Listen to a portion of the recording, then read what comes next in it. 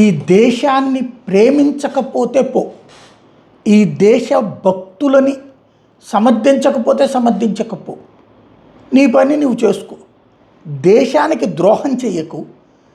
దేశానికి సంబంధించినటువంటి సేవ చేసిన ఒక నేతాజీ సుభాష్ చంద్రబోస్, లేకపోతే హిందుత్వాకి ఒక జీవితాన్ని ఇచ్చినటువంటి శివాజీ గురించినో నీకు నచ్చకపోతే వదిలేసి, కానీ దూషణ దుర్భాషకు దిగబాక. ఇదే ఎవరైనా చెప్పేది.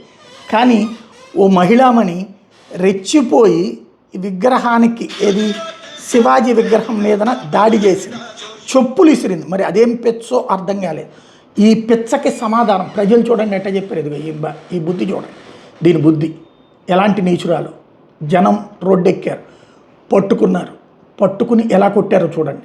మహిళలతోనే కొట్టించారు. ఇది అసలు ఏంటి వీళ్ళ బుద్ధి ఏంటి, వీళ్ళ వ్యవహారం ఏంటి, ఎందుకు ఇంత ఉన్మాదంతో ప్రవర్తిస్తున్నారు? శివాజీ ఏం తప్పు చేశాడు?